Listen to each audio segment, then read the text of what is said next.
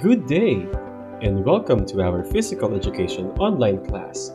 Together, we will explore knowledge and skills that will help you and your family develop a lifelong habit of physical fitness and wellness. For this session, we will talk about the nature and background of volleyball. Are you ready? Our learning competency is to describe the nature and background of the sport. Before we begin, let's have some pretest. Pick the word. Analyze the pictures below and guess the hidden answer by combining the pictures to form a word or words. Explain your answers by giving related situations and/or examples. Number 1. It is one of the most popular sports today, played with 6 players.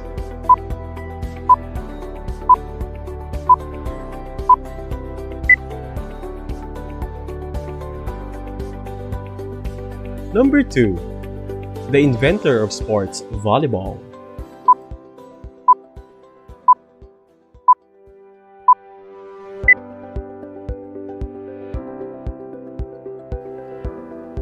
Number 3. This is the original name of volleyball.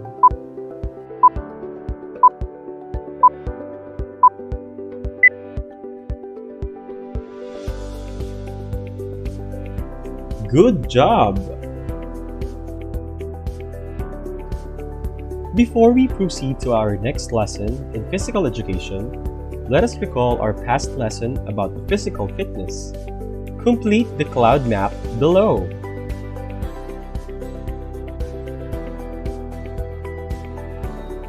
For this session, we will discuss the history of volleyball, the rules of the game, and the gameplay. The history of volleyball.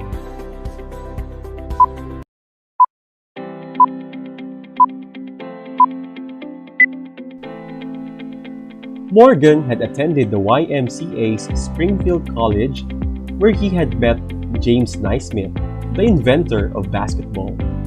After graduating, Morgan continued to work for the YMCA and soon took the position of Director of Physical Education in nearby Holyoke. Having noticed that the speed of basketball made it too challenging for weaker men and older athletes, Morgan set about devising a new game. Drawing on basketball's original aims of being a sport that could be played inside with a minimal physical contact, Mr. Morgan was inspired by Naismith's creativity and set out to create a sport blending the skills of basketball, baseball, handball, and tennis, wanting to borrow some ideas as he had limited time to come up with his new invention. All the while, he was keeping in mind his goals of creating a game for all age levels and strengths. His creation was finally completed in the winter of 1895 in Holyoke, Massachusetts. At that point, William had a set of ground rules made up to facilitate the game. He used tennis net, lifted to the height of 6 feet and 6 inches. He chose a court roughly 30 feet wide and 60 feet long, probably close to 25 by 50 at first, to ensure the game could be played in the gymnasiums all around the country. Here is a short list of the rules as originally set forth by William Morgan in 1895. There are some distinct differences between the game at its inception and the game as it will be even 30 years later in the early 1920s. 1. The game will last 9 innings. 2. An inning correlates to the number playing. If one man is on each side, then an inning is one serve series per side. A lost serve is half the inning. 3. A serve must be struck and hit over the net. The server has 2 tries to get it in, like tennis.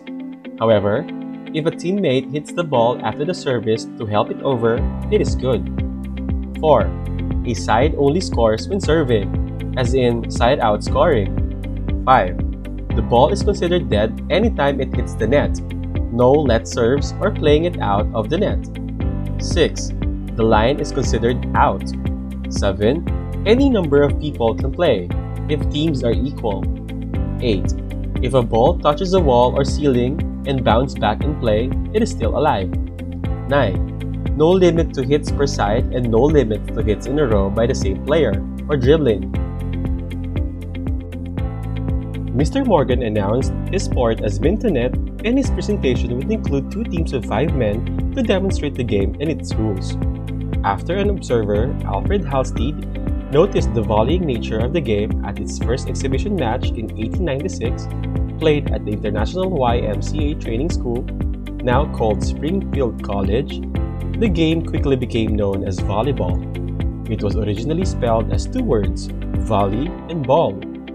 Dr. Alfred Halstead, who suggested renaming it to volleyball to better reflect the objective of the game, to volley the ball back and forth over the net. The 2 words were eventually combined to form volleyball. The day Mintonet had its debut, it lost its name to the term volleyball.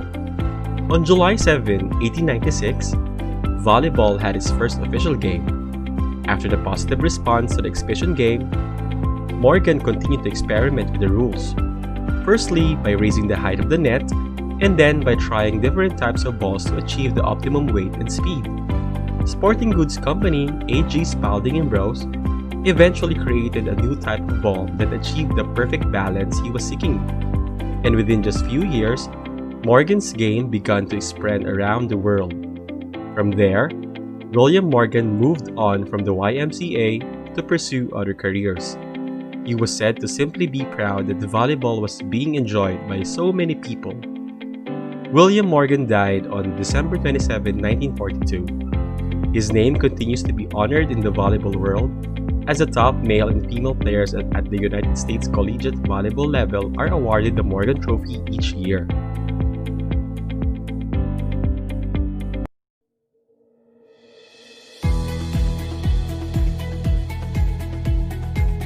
Let's talk about the court dimensions. A volleyball court is 9 meters by 18 meters or 29.5 feet by 59.1 feet, divided into equal square halves by a net within a width of 1 meter or 39.4 inches. The team courts are surrounded by an area called the free zone, which is a minimum of 3 meters wide and which the players may enter and play within after the service of the ball. All lines denoting the boundaries of the team court and the attack zone are drawn or painted with the dimensions of the area and are therefore a part of the court zone. If a ball comes in contact with the line, the ball is considered to be in. Let's talk about the net and the antennae. The top of the net is 2.43 meters or 7 feet 11 inches above the center of the court for men's competition, and 2.24 meters or 7 feet 4 inches for women's competition, varied for veterans and junior competitions. The minimum height clearance for indoor volleyball court is 7 meters or 23 feet, although a clearance of 8 meters or 26.2 feet is recommended. A line of 3 meters or 9.8 feet from and parallel to the net is considered the attack line. This 3 meter or the 10-foot line divides the court into back row and front row areas, also back court and front court. The antenna is placed on each side of the net perpendicular to the sideline and is vertical extension of the side boundary of the court. A ball passing over the net must pass completely between the antennae or their theoretical extension to the ceiling without contacting them. Let's talk about the ball. Federación Internacional de Voleibol, or FIVB, states that the ball must be spherical, made of leather or synthetic leather, have a circumference of 65 to 67 centimeters, a weight of 260 to 280 grams, and an inside pressure of 0.30 to 0.325 kilograms per centimeter squared. Other governing bodies have similar regulations. Now, let's move on to the gameplay. Each team consists of 6 players. To get play started, a team is chosen to serve by coin toss. A player from the serving team throws the ball into the air and attempts to hit the ball so it passes over the net on a course such that it will land in the opposing team's court. The opposing team must use a combination of no more than 3 contacts with the ball to return the ball to the opponent's side of the net. These contacts usually consist first of the bump or pass, so that the ball's trajectory is aimed towards the player designated as the setter. Second, the setter sets the ball. And third, by the attacker who spikes to return the ball over the net by jumping, raising one arm above the head and hitting the ball so it will move quickly down to the ground on the opponent's court. The team with possession of the ball that is trying to attack the ball, as described, is said to be on offense. The team on defense attempts to prevent the attacker from directing the ball into their court. Players at the net jump and reach above the top, and if possible, across the plane of the net to block the attacked ball. The game continues in this manner, rallying back and forth until the ball touches the court within the boundaries or until an error is made. The most frequent errors that are made are either to fail to return the ball over the net within the allowed 3 touches or to cause the ball to land outside the court. A ball is in if any part of it touches the inside of a team's court or a sideline or an end line, and a strong spike may compress the ball enough when it lands that a ball which at first appears to be going out may actually be in. Players may travel well outside the court to play a ball that has gone over a sideline or end line in the air. Let's wrap up this session.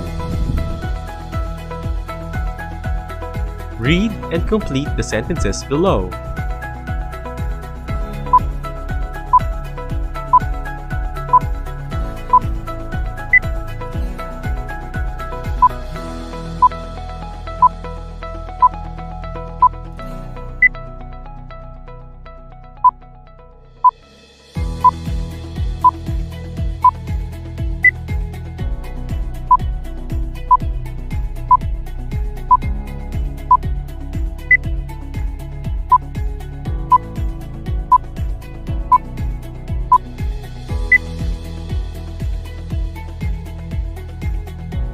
For our valuing, please remember that the volleyball is a great team sport that can be enjoyed by people of all ages and skill levels.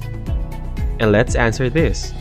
How does a sport like volleyball may affect a student like you on the following terms: behavior or character, self-confidence, and overall fitness? For your post-test, let's encircle the letter of the correct answer. 1. What do you do after a team gains a serve?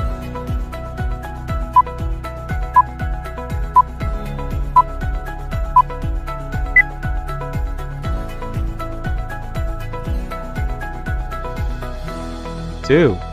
Which of the following is placed on each side of the net perpendicular to the sideline and is vertical extension of the side boundary of the court?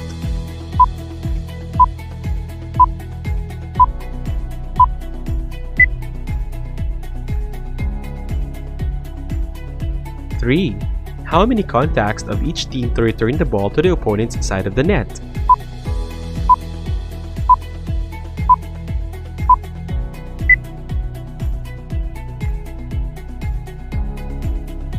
4. What skill defined as an attempt to hit the ball so it passes over the net on the course such that it will land in the opposing team's court?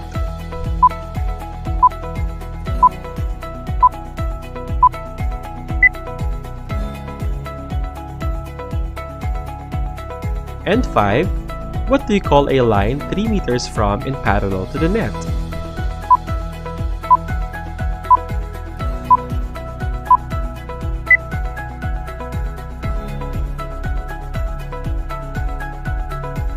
Thank you for listening, and I hope you learned something from our session today. See you again next session. Goodbye!